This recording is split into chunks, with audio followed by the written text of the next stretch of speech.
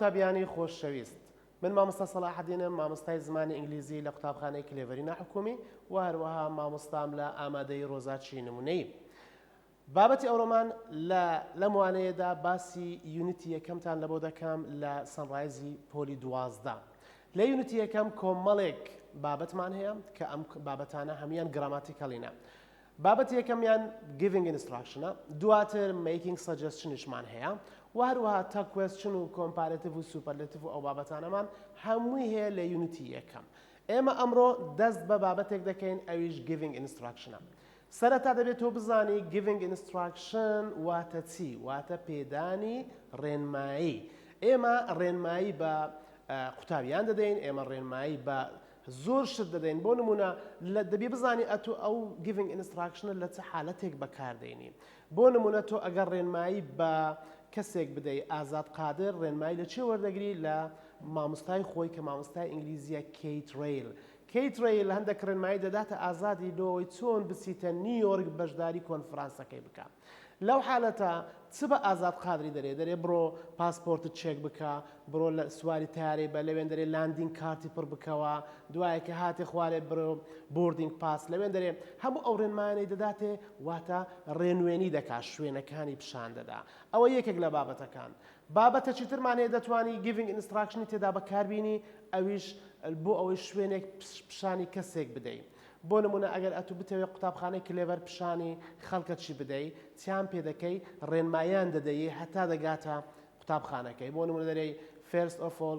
go straight next turn right دوای دەرەی turn left ئەوها پێی دەرەی ئەوەش بابەتەکەیە کەواتە گرنگترین شت ئەوەیە تۆ بزانی giving instruction لەگەر چ مەوزوعەکی بەکاردێ لەبەر چ پێویستە ئەوەی بزانیم لەبەر ئەوەی لە یونیتی دووەم بابەتێکمان هەیە پێی دەرێن giving advice قوتابیانی خۆشەویست giving advice جیاوازە لەگە giving instruction ئێمە کە باسی giving instruction دەکەین باسی شوێن دەکەین باسی ڕێنمایی دەکەین ئەتوو دەچێت لای نەفرێک ڕێنمایی دەداتێ هەتا دەگەیە شوێنی مەبەست بەڵام کە دەگەیە giving advice کەسێک ئامۆژگاریت دەکا لە ئەدڤایسی ئێمە پرۆبلمێکمان هەیە یعنی بۆ نمونە ئێستا ئەمن نەخۆشم چم پێ دەرەی I am sick ئەتو چ بە من دەرەی you have to go to the hospital کەواتە مشکلەیەکمان هەیە تۆ حەلێک لە بۆ من دادنەی ئەوە پێی دەرێن چ ئەوە پێی دەرێن giving advice چونکە زۆربەی تەلەبەکان هەستەکەم ئەو دوو بابەتی تێک هەڵ دەکەن بۆ ئەوەی بابەتەکە تێک هەڵ نەبی ئەتو دەبی بزانی giving instruction لە بۆ چ بەکاردێ و هەروەها giving advice لە بۆ چ بەکاردێ بابەتەکەی دەست پێ دەکەین ئەویش بە بابەتەکەمان ئەوەتە ئەویش giving instructions واتە پێدانی ڕێنمایی لە giving instruction ئێمە یاسامان هەیە سەرەتا دەبێت تۆ یاسایەکە لەبەر بکەی بەڕاستی you plus have to need to should must ئەو چار قڵەمان هەیە ئەوانە مۆدەل ڤێربن ئەو مۆدەل ڤێربانە هەردەم لەگەر giving instructionی بەکار دەهێنرێن ئەو مۆدەل ڤێربانە بە خۆت دەزانی دەبێت بیسیان لە دوابێ بیس واتە سادە یعنی ئەتوو دەبێت ئەوانە هەردەم بیسیان لە دوادێ بیسەکەش چیە سادێ دەزانی سادە چیە نابی ING پێوەبی نابی ED پێوەبی نابی AC پێوەبی نابی پاست بی نابی PPB ئەوانە هەر هەمویان دەبی لا بدەی ئەوجا یەک وشت لە بۆ دەمێنێتەوە یەک ڤێرب ئەویش پێی دەگوترێ بیس زۆر باشە چەند مۆدەل ڤێربمان هەنا ئێمە چار مۆدەل ڤێربمان هەنا have to need to should must ئەگەر تەماشای مەستی بکەی must فەرقەچی هەیە لە گەرەوانە کە ئەتوو دەرەی must یعنی ئەوە strong giving instruction strong giving instruction واتە کە دەرەی must یعنی دەبی ئیشەکە بکری هەندێک توندە یعنی بڕیارەکە توندە ئەگەر لە ئیمتحان هاتەوە گوتی strong giving instructionی بەکاربینی ئەتوو دەبێ مەستی بەکاربێنی نابێ have to need to should بەکاربینی باشە پاژەوە یاسایەکەت لەبەر کرد هەندێک تێبینیمان هەیە لەسەر یاسایەکە ئەگەر تەمەشا بکەی لە پێدانی ڕێنمایی ئەگەر ڕێنمایەکە بەهێز بێت ئەوە مەست بەکاردێنی ها تازە لە بۆم باس کردی حالەتی دووەم have to need to should ها ئەمانە have to need to should ئەمانە دەکرێت بەکاریان بێنی ها ئەم لەناو کەوانە نووسی هەر هەمیان دەکرێت بەکاریان بێنی و دەشکرێت لایان بدەی باشە مامۆستا کولایان بدەم ئاساییە لە جیاتی برێ you have to زائدن بەیس ئەتو ڕاست برێ you یەکسەر ڤێربەکەی برێ هەردووچی حالەتی دەبیتن یعنی بەڵام دائیمەن بەکاربێنی یعنی جوانترە لە گوتنەکەی خۆشترە و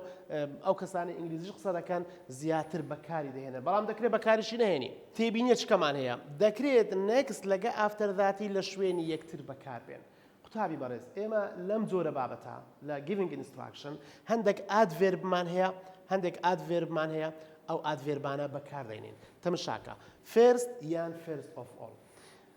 then مان هەیە next مان هەیە after that مان هەیە following that مان هەیە finally مان هەیە ئەوانە هەمویان پێیان دەگوترێت adverbs ئەو adverbانە با تەماشایان بکەین تێبینەکە دەرێتن دەکرێت next و after thatی لە شوێنی یەکتر بەکار بهێنی چونکە ئەگەر تەماشا بکەی ئەمە تەسەلسولم لە بۆ دانایە ڕقم یەک یان دەری first یان first of all لە دوایوی چ دێتن then ئەوە ڕقم دوو ڕقم سێ next دواتر after that دواتر following that دواتر finally یعنی ئەمە شەش adverbمان هەیە هەر یەکەی لە دوای خۆی دێتن یعنی دەبێت بە زنجیرە دایبنەی لە ئیمتحانیش بەڵام دەکرێتن نێکستی لە جیاتی ئافتەر ذاتی دانە یان ئافتەر ذاتی شوێنەکانیان بگۆڕیەوە ئەوە ئاسانە بەڵام فێرست هەردەم دەبێت لە سەرەتابی و هەروەها فاینەڵیش هەردەم دەبێت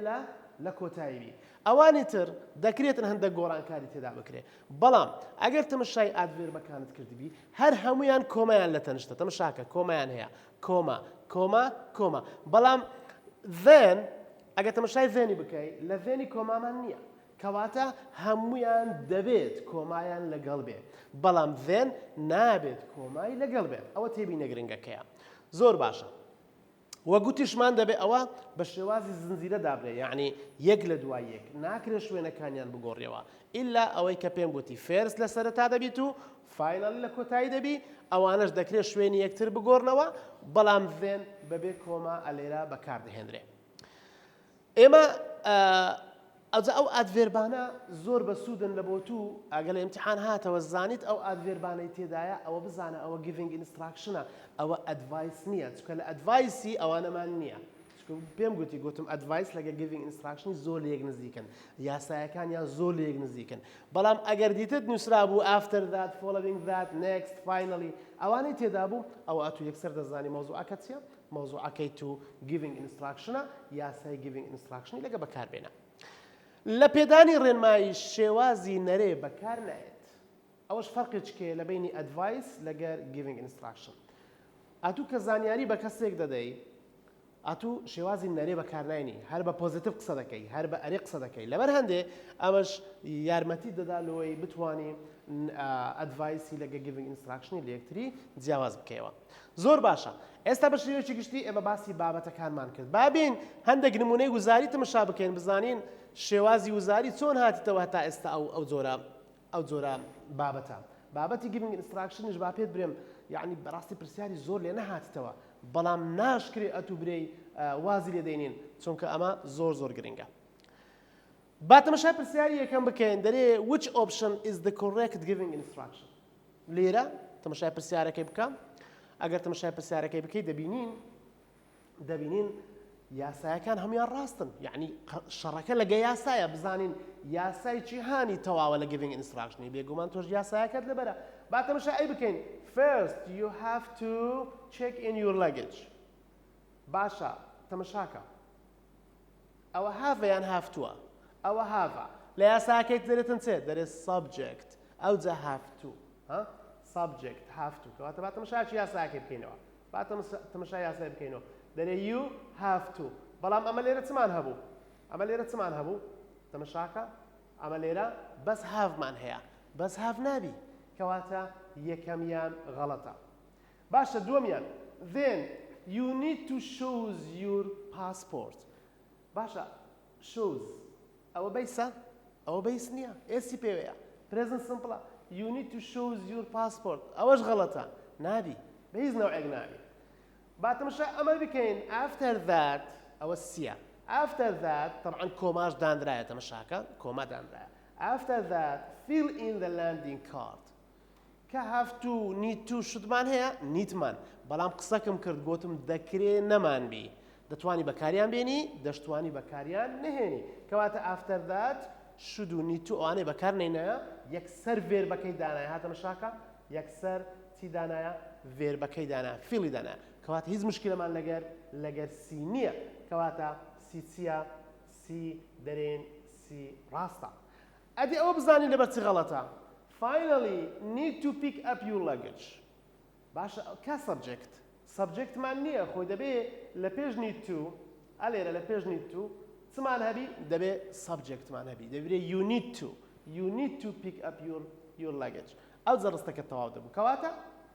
شێوازی وزاری پرسیارەکە چۆن هاتیتەوە یاسایەکانی لە بۆ تو نووسیتەوە هەندێک یاسای بەس یاسای سی ڕاستە ئەوەی تر هەموو یاسایەکان بە غەڵەتی هاتیتەوە زۆر باشە. بابێن نمونەی دووەمەر بگرین which one is giving instruction. ئەو جارێ بابەتەکە چی لێ هات دەرێ چار مەوزوعی دایتە تو لێرە هەموو یەک مەوزوع بوو هەموو giving instruction بوو بەڵام یاسایەکەی غەڵەت کرد بوو بەڵام لێرە چار مەوزوعی جیاوازی دایتە تو دەرێ کامەیان giving instructionە. یەکەم let's go to the post office. ئەوە مەوزوعی giving instructionە نەخێر ئەدی چییە ئەوە making suggestionە دەبی ئەتو لێرە بزانی مەوزوعەکەت making suggestionە. لە دووەم excuse me could you show me the hospital please. ئەدی ئەو چ مەوزوعەکە ئەوەش requestە کەواتە ئەوەشمان ناوێتن چکە ئەو دەرێتن چێ کامەیان giving instructionە دەبی ئەتو لە دوای giving instructionەکەی بگەڕێ. Let's see دەرێتن چێم after that turn left it is there. ئەمە گوتم ئەگەر after that مان هەبوو next مان هەبوو then مان هەبوو following that مان هەبوو first of all finally ئەگەر ئەوانەمان هەبوو بابەتەکە چییە giving instruction. ئێستا لێرە دەزانی ئەو مەوزوعە لەوانەیە giving instruction بیزاری بڕیار نادەی دەبی بچیتە مشاوەش بکەیت باشە ئەوە giving instructionە بە پێی یاسا ڕاستە ئەوە after that کۆمەی دانایە بەڵێ کۆمەی دانایە یەکسەر verbi دانایە یەکسەر base بەبێ have to need to should و مەستوانە ئەوەش کێشەمان نییە کەواتە ئەمە سی ئەگە تەمەشای سی بکەین سی هەڵبژاردنێکی ڕاست دەردەچیتن. ئەدی ئەمە مەستا ئەوە چعیبی هەیە you should study hard بە پێی یاسا تەمەشاکە you subjectت هەیە should مشکلەمان نییە study base هیچ مشکلەی نییە بەڵام ئایا بابەتەکەی تو giving instruction نەخێر بابەتەکەی تو advice مامۆستا کو بزانم ئەو فەرقی ئەوانە چییە طبعا لە امتحان هەردووچی دایتە تو یەکیان giving instruction یەکیان advice چ بکەم لێکیان جیاوازکەمەوە پێم گوتی چۆن giving instructionی لە advice جیاواز دەکەیەوە هاتەمە شایدی بکە you should study hard باسی ئەوم کردی ئەمە ڕێگابانی پیشانی خەڵکی بدەم نەخێر باسی ئەوەم کردیە چۆن دەچێ شوێنێک نەخێر باسی ئازاد قادر و کەیت ڕێلی و ئەوانم کردیە نەخێر کەواتە ئەتو دەزانی مەوزوعەکەی تو کەسێکە نسعەتی کەسێکە دەکا دەرێتن پێویستە باش بخوێنی you should study hard پێویستە باش بیخوێنی کەواتە لێرە چیان ڕاستە ئەو زارێن ئەوەش سی ڕاستە لەبەرەوەی ئەو مەوزوعە giving instructionە و هەروەها ئەو مەوزوعەش چییە giving advice تێکهەڵی نەکەی زۆر تەڵەبەکان کێشیان هەیە لەسەرەوەی giving instruction لەگەن giving advice لە یەکتر جیاواز ناکەنەوە. زۆر باشە بابێنە سەر نمونەیەکەی وزاری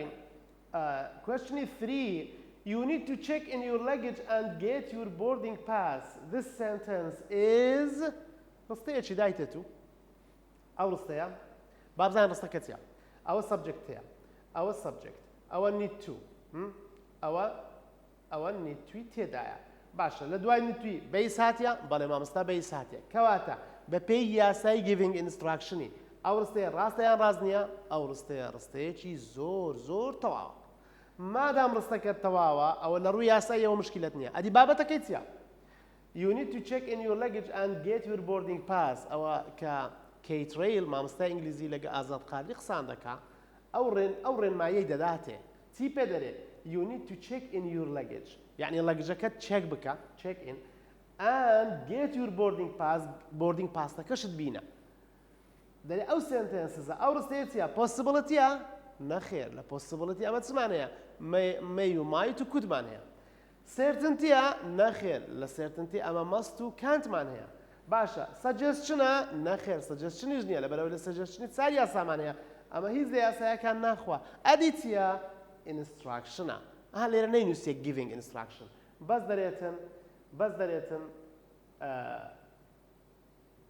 دەرێتن ئەو مەوزوعەکە چیە دەرێ مەوزوعی instructionە واتە ئەگەر تەمەشا بکەی ئەوە نەینووسێ giving instruction بەس نووسی instruction هیچ فەرقی نییە هیچ فەرقی نییە کەواتە لێرەش ئەو ڕستەیە زانیمان کە بابەتەکەی چیە instruction زۆر باشە ئاخر نمونەی وزاری کە تەمەشای دەکەین which order is more correct طبعا ئەمن باسم کرد گوتم دەبێ فێرس لە سەرەتا بیتن فاینەلی لە ئاخیری بیتن ئەوە یەک لە قسەکانمە فێرس لە سەرەتا فاینەلی لە ئاخیری تەمەشای بی بکە لەگە دی فێرس لە سەرەتا هاتیە بەڵام لە ئاخیری چ هاتیە ئەلێرە then هاتیە لێرەش after that هاتیە کەواتە ئەوە غەڵەتە بەڵام ئەگەر تەمەشای ئێرە بکەی first finally کەواتە لەو دووە یەک ڕاستە لەو دووە یەک ڕاستە دێم تەمەشا دەکەم لێرە دەرێتن چ after that ئەو دە then دانایە نابی لێرە دەرێت then ئەو دە after that جیهانی more correctە ها لێرە دەرێتن چ more correct واتە زۆرتر ڕاست بی ئەمە دەرێن ئەوە A is more correct A زیاتر ڕاستە لێرە چەند ئادڤێربیدا یەک دوو سێ چار ئادڤێربیدایە بەس بەخۆی چەندمان هەیە شەژمان هەیە دەکرێت هەر شەشی بدا بەس گەلێک زۆرە لە ئیمتیحان لەوانەیە هەر شەشت نەداتێ دەکرێت چار قڵت بداتێ یان سێ قڵت بداتێ مشکلە نییە مهم ئەوەیە ئەوانەی کە دایتی بەپێی ئەو ئۆردەری ئەمن بەتون گوتیە ها ئەو ئۆردەری تەمەشا بکە first دوایە first of all فەرقی نییە ئەو دووە یەکشتە دووەم دەبی then بی ئەو جا next to after that گوتم دەتوانانی شوێنەکان بگۆڕی following that و ئەوە دواتریش finally زۆر باشە ئێستا ئێمە بابەتی giving instructionمان تەواو کرد بابەتەکە کۆتایی پێدەینین ئەو ڕێنمایانەی پێم گوتی هەمووی جێبەجێ بکە وەرە ڕێنمایەکان بخوێنەوە یاسایەکەی لەبەرکە ئەو پرسیارانەی گوزاریش هەمووی حەل بکە ئیدی بەو شێوەیە دەتوانانی ئەتوو لەگەر giving advice لە یەکی جیاواز بکەیەوە ئەگەنا بەڕاستی تووشی کێشە دەبێت لە ئیمتیحان دەبێت هەندێک پراکتس بکەی بزانێ giving instruction لەسەر چییە باسی چ دەکات بابەتەکە چییە و هەروەها بزانێ giving advice بابەتەکەی چییە زۆر سپاس بە هیوای ئەوەی سوودێکی باشتان وەرگرت بێ